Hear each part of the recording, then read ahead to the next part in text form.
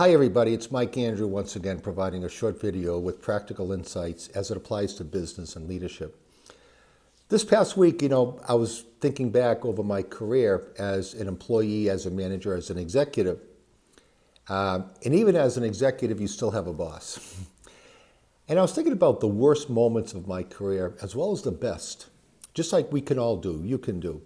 Think back of the worst moments in your career. Think back of the best moments. Hopefully the best moments are now. And the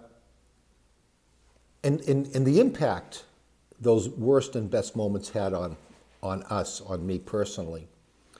When things are going really well, I always say you could tell by the way a person's walking down the hall. They just know they're in the right place. They feel accepted, they're being recognized, they have a high level of performance, they've developed good relationships, they feel valued, and they're not afraid to speak up with their viewpoints or ask the dumb questions or step up and take initiative. I mean, think about that. And so why does that happen? I always use the word fit. It's the right fit, and assuming you're doing the right type of work. Believe me, when I look back at my worst parts of my career, I was doing work that I had no business being in. One time I was working in IT. That didn't go well. I also did a couple of consulting contracts with consulting firms.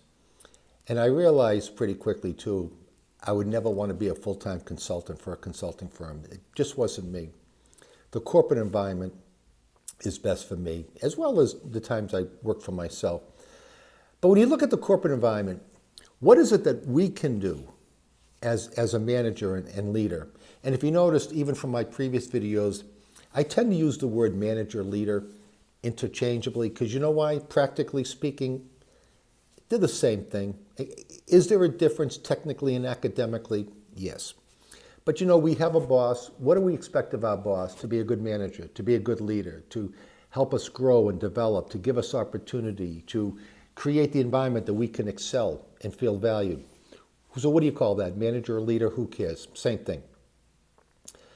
So, I once heard a phrase from an executive from an old Harvard Business Review case, an executive from Xerox, where he was talking about, when we grow up, we have parents that love us unconditionally. Hopefully that's the case. They love us unconditionally. And we grow up in that environment, encouraged and supported. But in business, we're loved under condition, and that condition is performance. So how do we, as managers or leaders, create that environment for people to thrive, to perform well, for the team to thrive and perform well? I always talk about the word fit, and it is about fit, making sure you're doing the right work, and you're in the right environment, everything comes into place. My worst career moments, it was a bad fit. In my best career moments, it was a great fit. But there's another word that I think is even better than fit, and it's something that we can control as managers for our teams and our employees. It's creating an environment of psychological safety. Now, I'm not big into psychology or things like that, but that makes a lot of sense to me. Creating an environment where there's a great deal of psychological safety, where you as a manager can create an environment and develop that spirit of encouragement and appreciation for people.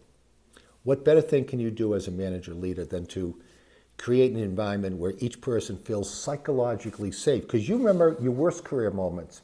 Did you feel psychologically safe? Nope, I didn't. And my best career moments, you bet, I felt really psychologically safe. And I think back of a book that I read many years ago about execution by Ram Charan and Larry Bossidy. And this is a strategy book. And in the book, they said, at the end of the day, you bet on people, not strategies. You bet on people. So if we're betting on people and we want to achieve consistent results and get the most out of our teams, as managers, as leaders, let's do our best to create an environment where people feel psychologically safe. I'm not saying that to be nice. It's not touchy-feeling. it's good business. Thank you for listening, and we'll see you again next time. As always, please feel free to comment, whether it's a thumbs up or any comment. I look at them all, I read them all, and I do my best to try to reply. Thank you very much.